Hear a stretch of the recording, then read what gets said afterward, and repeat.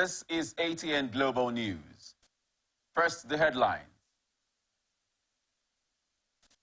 Police arrest man over alleged cybercrime. Tribunal upholds Governor Alia's election. Reps to resume plenary Tuesday. Group 1's TUC against protest Monday. Suicide truck bomber kills 13 in central Somalia. Mobad sets new Spotify record after demise. Man City extends Premier League lead.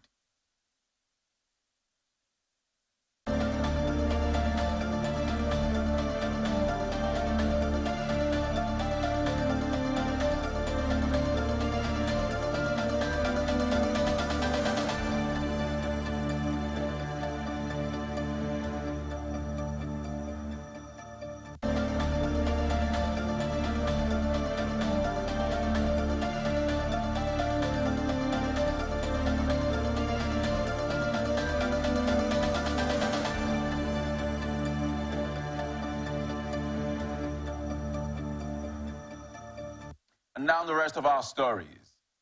Rivers State Police Command has responded to a widely circulated social media video by One Israel Joe aims to clarify the situation concerning the arrest of Davidson John on September 14, 2023 by the Cybercrime Unit of the State Criminal Investigation Department, Rivers State Police Command.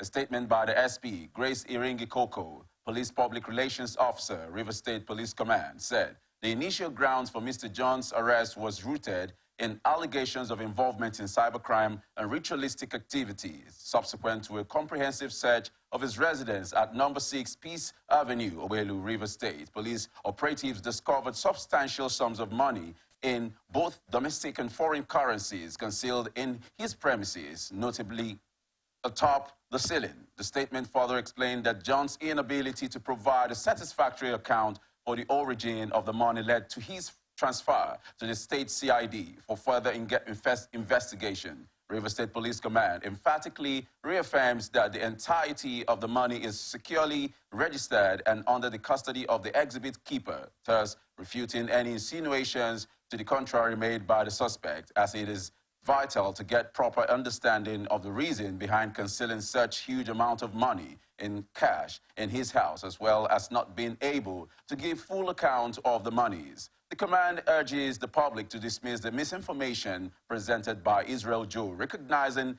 it as a distortion of fact. It is important to emphasize that the investigation is ongoing and the command intends to provide a comprehensive update to the public regarding its outcome in due course. Minister of Transportation, Senator Said Al-Khali, has expressed disappointment over the slow pace of work on the reconstruction of the Eastern Railway Corridor by the Chinese Civil Engineering Construction Company Limited. The minister made his feelings known when he inspected the progress of work done on the reconstruction of Eastern Railway Corridor of Port Harcourt, Rivers State. Al-Khali expressed sadness that between Port Harcourt and Abbas section, only 47% completion stage had been achieved, instead of achieving 47% completion of the entire stretch from Port Harcourt to Maiduguri. Al-Khali expressed dismay on the use of manual and alignment processes by the CCECC in laying the track in the 21st century, according to him, in a project that is 85% funded by the Chinese and 15% by the federal government. It is only the 15% fund provision by the federal government that financed the project so far. The minister said that he would go back to the ministry to look at what was doable within the ambit of the law, and that whatever the law provided on the issues observed, he would enforce it. Al-Khali, however, identified one of the striking benefits to be the linking up of the two seaports in Port Harcourt to Maiduguri, as well as promotion of regional trading at a highly reduced cost. Briefing the minister and his delegation, representatives of the CCECC, C. Ching, promised that the first section of the project, which was from Port Harcourt to Aba, would be delivered by December 2023. The CCEC assured the minister that enough materials were on ground to meet the target date, adding that the project with a special kind of bolts and nuts that were anti-theft had been introduced to make vandalism difficult On March 10, 2021, the federal government began the $3 billion repair and reconstruction of the 1,443-kilometer Eastern Railway line from Port Harcourt to Maiduguri. The project, when completed, it will link rivers Abia, Imo, Enugu, Benue, Nasarawa, Plateau, Kaduna, Bauchi, Gombe, Yobe, and Borno states. Delta State Governor Cherif Oberwori has urged the Ministry of Niger Delta Affairs to collaborate with state governments to ensure that the region benefits from quality projects in the administration of President Bola Tinubu. Oberwori stated this on Saturday when he received the Minister of Niger Delta Affairs, Abubakar Momo, and his delegation in Asaba, the Delta State capital. The governor noted that such collaboration was necessary in order to improve the living conditions of the people of the region. Earlier, Momo said the delegation was in the state as part of his stakeholders' visit to the Niger Delta region to know what is on the ground and the challenges. Pastor Umar Eno, governor of Akwa Ibom State, has reacted to a threat by some disgruntled stalwarts of the People's Democratic Party in the state that they would not support him for a second term in office because the governor has refused to hand over the state's vault to them. He stated emphatically that he would rather serve a single term of 4 years laced with mouth-watering achievements than serve for 8 years with nothing to show for it. The governor spoke at a press conference being part of the activities to commemorate the 36th anniversary of the creation of the state christened the Land of Promise. Governor Eno maintained that he would rather invest in life-changing projects and programs for the teeming 7.9 million people than allow a few influential stakeholders to hold him captive. He promised to invest massively in infrastructures with particular emphasis on rural development, adding that the government working in tandem with the local government chairman, chairman Gas acquired 50 hectares of land in each local government area of agricultural purposes. Labour Party has condemned the killing of security agents in Imo State by gunmen and the subsequent burning of houses and businesses in Ehimba in the local government area by soldiers. The party, in a statement on Saturday by the National Vice Chairman, Southeast, Chief Innocent Okeke, described Governor Hope Uzodinma as clueless in the face of the killings and destructions going on in the state. Recalls some gunmen who yet to be identified attacked and killed 5 security agents attached to the Joint Task Force Operation Search and Flush and subsequently burned their 2 patrol vehicles along a road at Obowo community in Ehimba, the local government area of the state. Later, soldiers of the Nigerian army allegedly returned to the community and burned down markets, houses, and businesses in what appeared a reprisal attack on the community. Reacting to both attacks, the Labour Party condemned rampant killings that are occurring daily in Imo State without any form of restraint, noting that the recent incident in Ehimba was the climax of it all. According to the party, the purpose of governance becomes futile if the lives of both the governed and the security agencies are not ensured, as the case in Imo State. Troops of 103 Battalion, Rear of 82 Division, Nigerian Army, presently on Operation UDO KA2, had rescued Dr. Maxwell Ayim between four Corner Abo Junction in the Udi local government area of Enugu State. This was contained in a statement issued in Enugu on Saturday by Lieutenant Colonel Jonah Unoakalu, Acting Deputy Governor, Acting Deputy Director, Army Public Relations, 82 Division, Nigerian Army. Unoakalu said that Ayim was rescued unhurt on Tuesday. According to him, the rescue operation was conducted when troops deployed at UD checkpoint received a distress call from the police on the incident. Unoakalu said that on arrival, the troops came in contact with the kidnappers, adding that due to the troops, superior fire members of the criminal gang fled in disarray with gunshot wounds into the nearby bushes. The army spokesman said that the gallant troops, during further exploitation of the gang withdrawal route, found the victim abandoned by the gang. Ekiti State Governor Biodun Oyebanji has reconstituted the state's Farmers Herders Peace Committee to mitigate clashes between farmers and herders and ensure a greater level of productivity.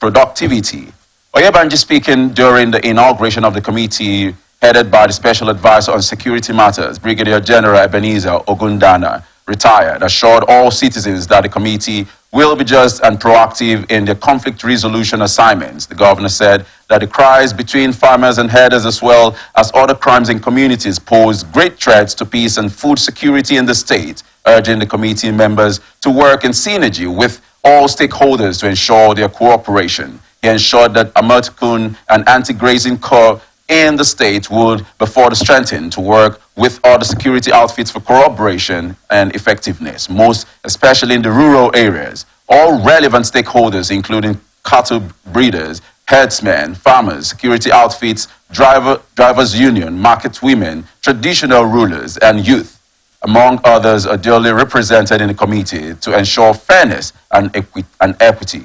The committee leader, Ogundana, said efforts were ongoing to ensure harmonious relationships among farmers, herders, security agencies, and communities in Ekiti, while expressing the belief that the committee would help to address farmers-herders clashes in the state. National Association of Nigerian Nurses and Midwives, Lagos State Council, says the individual reportedly arrested for injecting the late singer Irioluwa Aloba, popularly known as Mohbad, is not a registered nurse. The association disclosed this in a press statement signed by the State Secretary, Toba Odumosu. The association also urged the media to verify the qualifications and professional status of individuals before labeling them as healthcare professionals. On September 14, Mohbad's father, Joseph Aloba, said the singer passed away after receiving an injection administered by an auxiliary nurse. Meanwhile, the Lagos State Police Command said the late singer's remains have been deposited at the mortuary after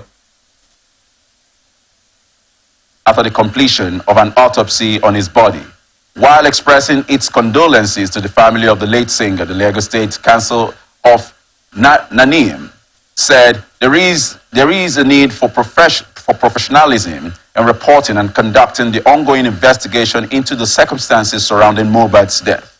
The council said it is regrettable that Nigeria's healthcare system faces significant regulatory challenges, leading to the presence of unqualified individuals performing medical roles they are not trained for. Forward operating base of the Nigerian Navy, Badagry, has warned petroleum dealers in the town over smuggling of premium motor spirit known as petrol to neighboring countries. Captain Adams Aliu, the commanding officer, FOB, gave the warning at a stakeholders meeting with the Petroleum Dealers Association, Badagry chapter, at the base office. According to Captain Adams Aliu, if the federal government makes a decision that petrol is meant for Nigeria market, should be sold in Nigeria, he cannot pretend when someone is carrying it across waterways to neighboring countries. The commanding officer said that smuggling of petroleum products outside the country was having adverse effects on the economy of the nation, urging marketers to shun the practice. National Emergency Management Agency on Saturday confirmed that there was no casualty in the three-story building that collapsed at Ibo Street, Surulere, Lagos. Territorial Coordinator NEMA, Mr. Ibrahim Farinloye, confirmed the incident. The building came down at about 10 p.m. on Friday at number 14 Ipo Street, Surulere. Meanwhile, an occupant of the building, Mr. Javez Ayamu, a businessman, told newsmen that all the other occupants were able to run out of the building before it came down completely. Ayamu said that before the building came down, there was a large sound at one of its wings. However, reports gathered from another resident of the street that the building had shown serious signs of distress before it came down. As of the time of this report, excavation of the rubble from the building was yet to commence, but all the relevant government agencies in charge of emergency had shown their presence at the site. Attorney General of the Federation and Minister of Justice Lateef Fagbemi has reiterated the need to create a constitutional role for traditional rulers in the country. Fagbemi stated this while speaking at the turning of the sword ceremony of the bar building project of the Ibadan branch of the Nigerian Bar Association in Ibadan. He said This was necessary because traditional institutions remain the most accessible and closest to the citizens. The senior advocate of Nigeria noted also that traditional rulers play a great and vital role in maintaining peaceful coexistence in their various communities. The Attorney General urged members of the bar to always uphold and strengthen the disciplinary procedures of the law profession. In the same vein, a former Attorney General and Minister of Justice in Nigeria, Akinlolu Olujimi, urged lawyers to always behave in accordance with the ethics of the profession. Speaking on the building project, Chairman of NBA's Ibadan project, Ibadan branch, Folashade Aladeniyi, said it would be the second legacy project of the branch's 2022 to 2024 Executive Committee. Your state government has announced that it would regulate the activities of real estate developers in the state. The State Commissioner for Lands, Housing and Urban Development, Williams Akin Fumilayos, made this announcement during a meeting with real estate developers held at Government Secretariat, Agodi, in Ibadan, the state capital. He said the action was part of efforts to guide against bad eggs among the developers, adding that one of the components of the present administration is to ensure the urbanization of the state. Akin Fumilayo stressed that the government had been duly informed by several victims who have been duped by some developers. The commissioner said the government was taking the bull by the horn by registering practitioners and not letting dubious real estate developers take advantage of its people.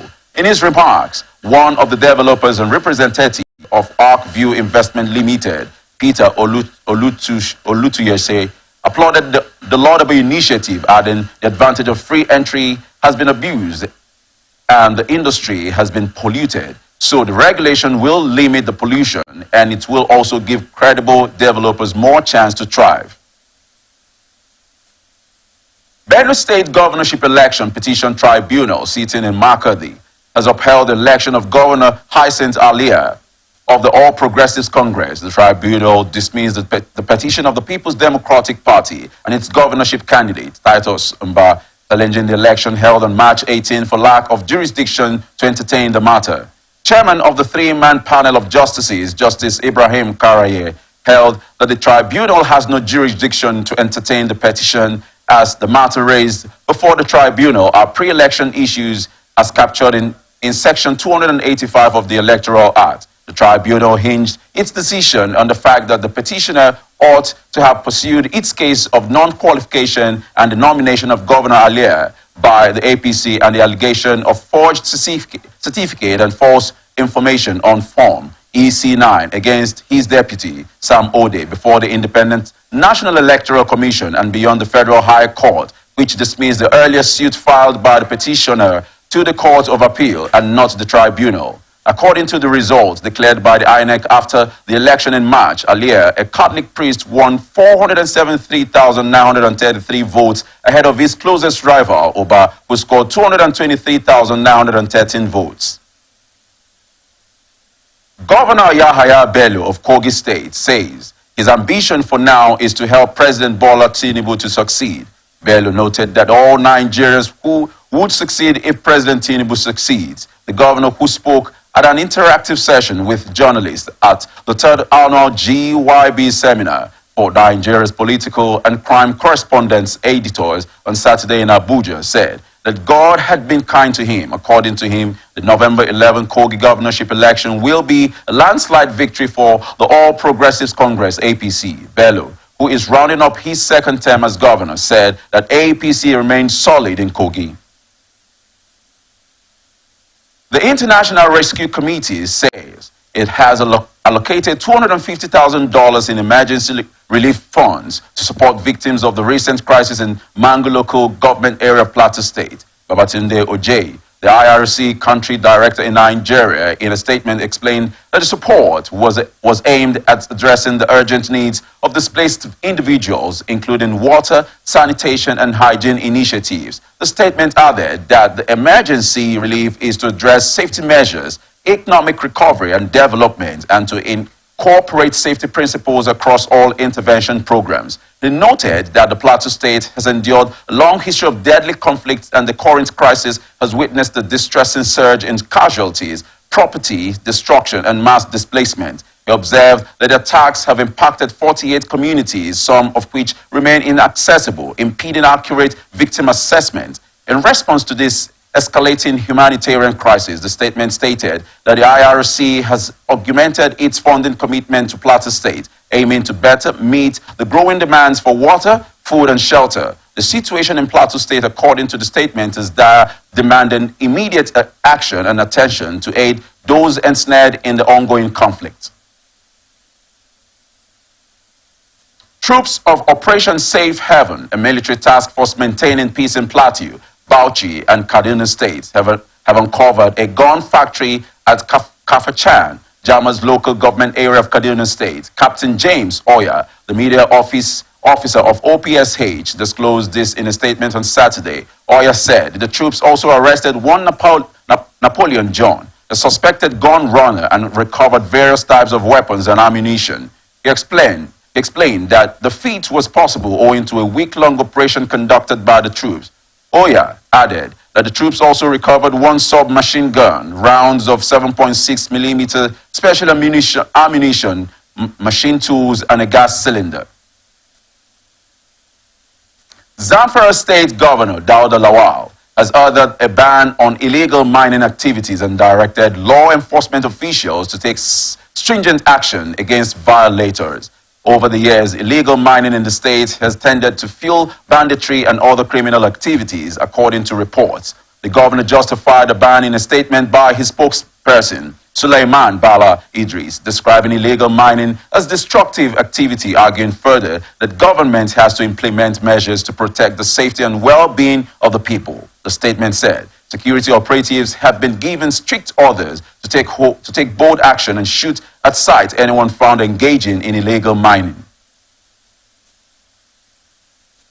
Irate youths in Phase 2 Gwagwalada's area of the Federal Capital Territory, Abuja, have reportedly killed a yet-to-be-identified man for allegedly stealing a resident's manhood. The FCT Police Public Relations Officer, SP Josephine Ade, confirmed this to newsmen after an inquiry. According to the PPRO, operatives of the command attached to Gwagwalada Police Divisional Headquarters were mobilized to rescue the victim when he was being lynched, but was later confirmed dead in a hospital where he was rushed to.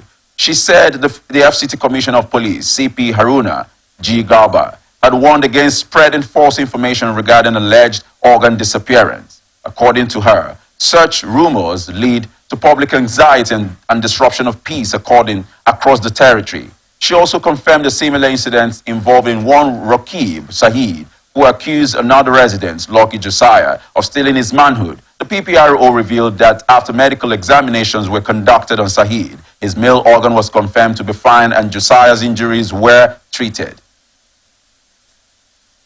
Federal Capital Territory Administration says owners of 149 impounded vehicles, 100 tricycles, and motorcycles in the FCT will appear before a mobile court for various traffic offenses. Dr. Abdul Latif Bello, the Director FCTA Directorate of Road Traffic Services, also known as Vehicles Inspection Officers, stated this in Abuja after inspecting the impounded vehicles. Bello, who visited some of the VIO commands where the impounded vehicles, tricycles, and motorcycles were kept, said the owners would pay dearly for their sins. He explained that the offenses include parking in authorized areas, driving against traffic, and operating unregistered and unpainted taxis, as well as illegal motor parks. He said traffic regulations have been reviewed, adding that fines will equally be reviewed upward. He said that traffic offenders would pay hugely when they face mobile court, but I am sure it will serve as a deterrent. The director said the directorate was working with the Transport Secretariat of the Federal Capital Territory Administration to review existing road traffic policies on traffic management. This, according to him, will ensure effective regulation of road traffic management.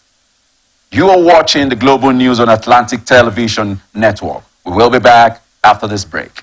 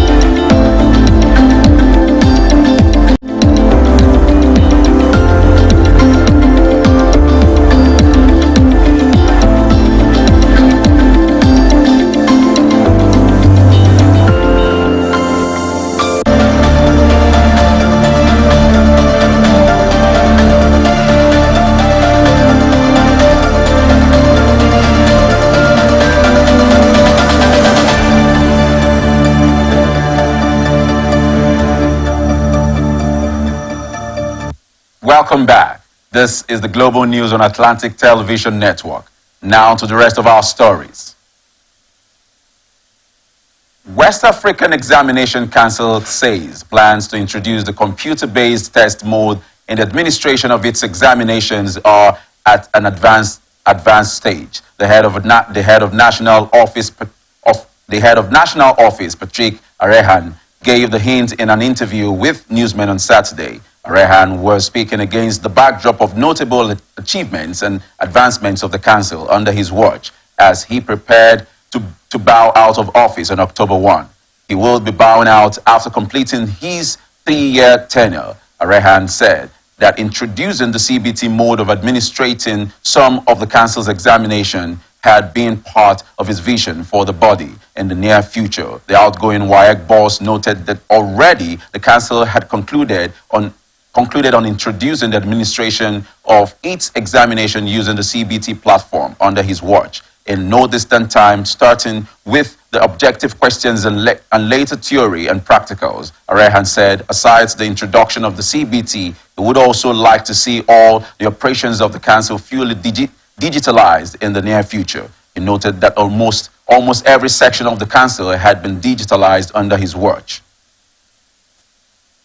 Minister of Interior Olubunmi Tunji Ojo says over 4,000 inmates are held in custodial centers across the country over their inability to pay fines slammed on them by judges and magistrates. This was as he lamented the over 70% of the total population in the nation's custodial centers awaiting trial. He noted that the number of inmates in the correctional facilities would reduce to 40% if non-custodial alternatives as provided for in the Correctional Services Act are explored.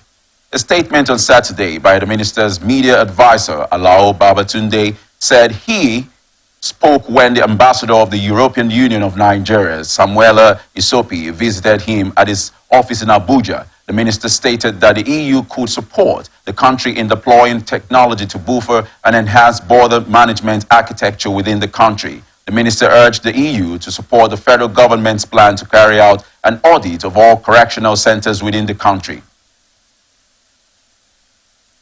House of Representatives says it will resume its annual recess on Tuesday to continue the first legislative year of the 10th Assembly. Dr. Yahaya Danzaria, the clerk of the House, said this in a statement in Abuja on Saturday. The 10th Assembly proceeded on its annual recess on July 27. This followed a plenary session during which Speaker Tajuddin Abbas announced the leadership of the standing committees of the House, commenting on the resumption. Representative Akin Rotimi, the spokesperson of the House and House Committee on Media and Public Affairs, said the 10th Assembly had been prolific. He said, since its inauguration, the House has recorded 470 bills, with all passing the first reading, while 4 passed the second reading. He added that there had been 175 motions conceded by the Parliament. He said in spite of the recess, it had continued to function as various ad hoc committees continued to carry out their crucial mandates. Now, business news.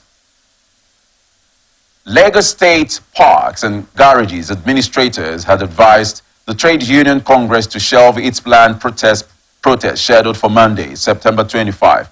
Las Paga Secretary Alhaji Abdul Shaman Amusan, in a statement on Saturday, charged TUC to get its facts right before holding a needless protest. Recall that TUC had on Friday threatened to shut down economic activities in Lagos State on Monday. The union said that the planned protest was due to the government's ban on the activities of the Road Transport Employers Association of Nigeria. It alleged that the state government was interfering in the activities of retail. Amusan said leaders of the talk to exercise caution to avoid being dragged into the stormy waters of transport union by former retail chairman Musa Muhammad, now national treasurer of TUC.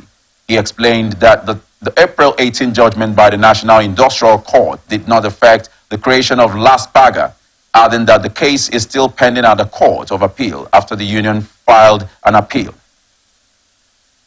World Bank has approved a substantial loan of $700 million in a significant move aimed at bolstering educational opportunities and empowerment for adolescent girls in Nigeria. This announcement, made through an official statement on the World Bank's website, signifies a substantial commitment towards enhancing the lives of young girls in the country. The allocated funds are intended to support the ongoing Adolescent Girls Initiative for Learning and Empowerment project. The primary objective of this initiative is to improve secondary education accessibility for girls residing in specific target states within Nigeria. Notably, this financing expansion will extend project activities from the existing 7 states to 11 additional states, broadening the program's reach and encompassing out-of-school girls, those in marital unions, and those facing disabilities. Shubham Chowdhury, the World Bank Country Director for Nigeria, underscored the importance of investing in adolescent girls, stating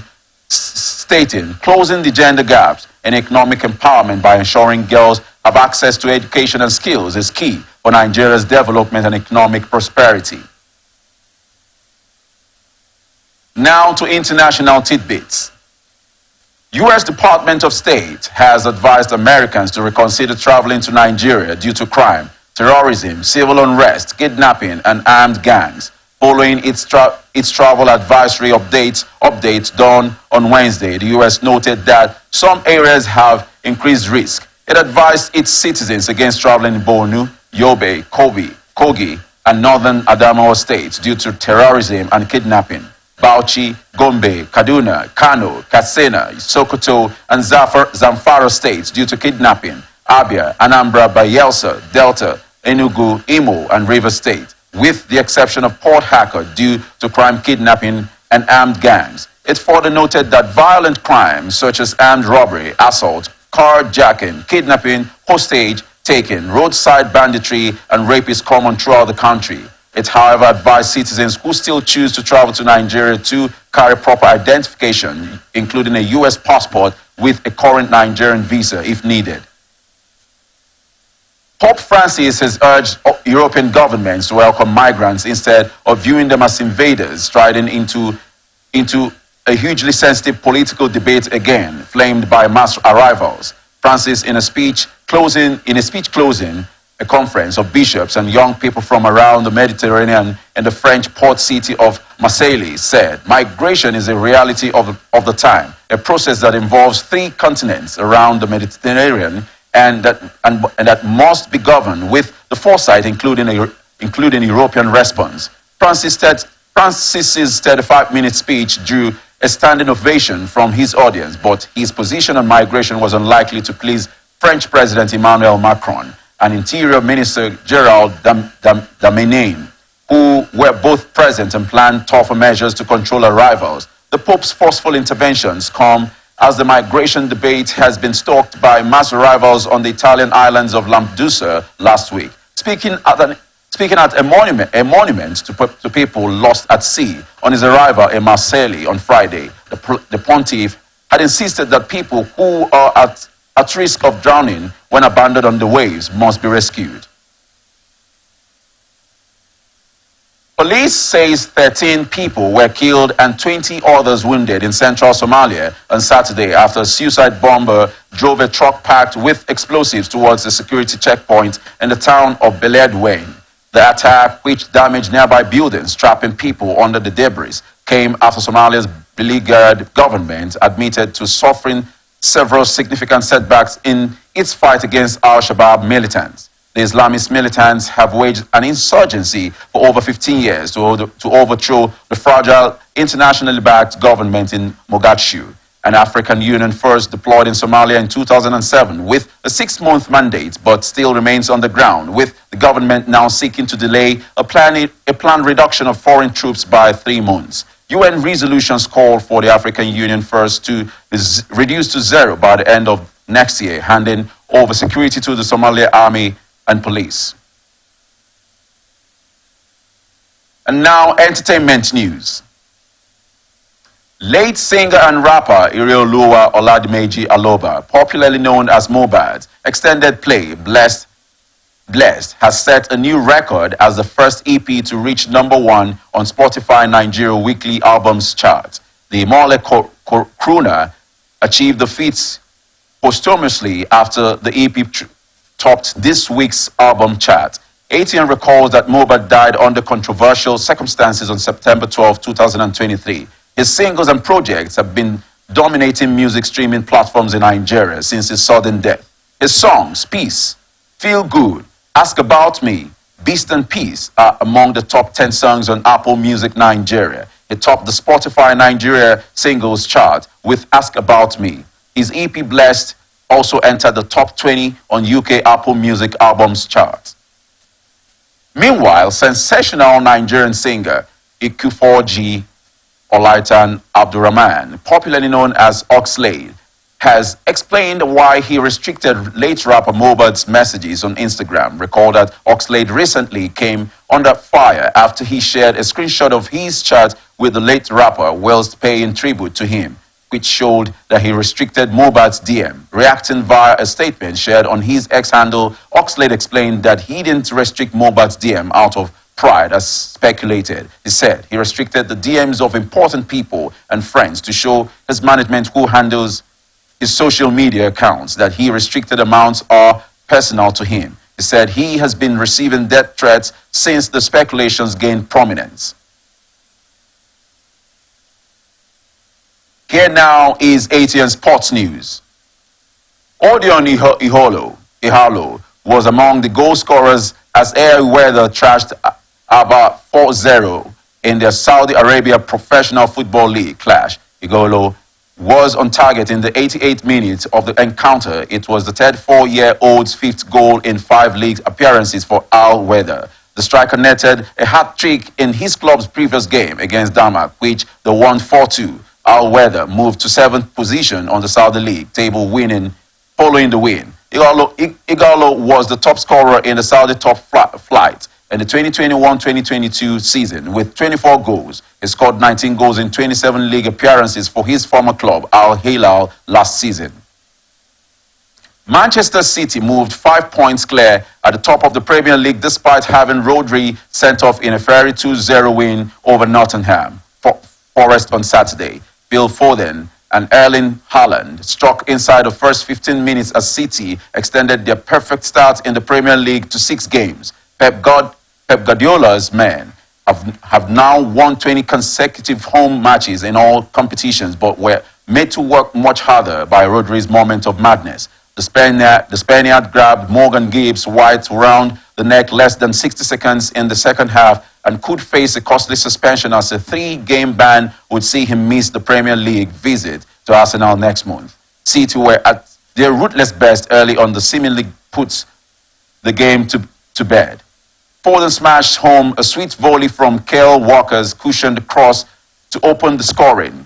Guardiola said after losing Bernardo Silva to injury in a 3-1 win over Red Star Belgrade that his squad was in trouble due to a number of injuries. Mateo Kovacic and John Stones remained sidelined while Jack Grealish was only fit enough for a place on the bench. Elsewhere, Luton picked up their first ever Premier League point but let a huge opportunity slip in a 1-1 draw at home to Wolves. The visitors at Kenworth Road were reduced to 10 men when Jean Rickner Bellegarde saw red on 39 minutes. Pedro Neto still fired Wolves in front early in the second half, but Carlton Morris penalty saved a point for Luton. Crystal Palace and Foreman remained in the top half after 0-0 draw at Selwood Park. Chinese President Xi Jinping opened the 19th Asian Games in a colorful ceremony in Hangzhou on Saturday, launching a 2-week sporting extravaganza that boasts more athletes than the Olympics. After being delayed by a year because of China's now abandoned zero-COVID policy, more than 12,000 competitors from 45 nations and territories will battle it out in 40 sports in front of Syrian President Bashar al-Assad and other visiting leaders. Xi officially opened the Games at the 80,000 capacity Hangzhou Olympic Stadium, also known as the Big Lotus. Assad, on his first visit to ally China since the civil war erupted in Syria in 2021. In 2011, stood up and applauded as his country's team entered the arena and the crowd cheered when his image flashed up on a big screen. International Olympic Committee President Thomas Bach was also among the dignitaries. Leaders from Cambodia, Kuwait, and Nepal, among others, had all been expected to attend. The theme of the ceremony was water, and it also celebrated Hangzhou's ancient history and landscape while giving a nod to the city's reputation as the unofficial home of China's tech industry. And that's the global news for tonight. Before we go, another look at the major stories. Police arrest man over alleged cybercrime. Tribunal upholds Governor Alia's election. Reps to resume plenary Tuesday. Group warns TUC against protest Monday. Suicide truck bomber kills 13 in central Somalia. Mobat sets new Spotify record after demise. Man City extends Premier League lead. I am Besala Chiadamba. Thank you for watching. You can follow us on our social media platforms, Twitter at Atlantic TV Net, Facebook and YouTube Atlantic Television Network, Instagram Atlantic TV Network. Do remember that peace and unity are the pathways to progress. Do have a lovely night.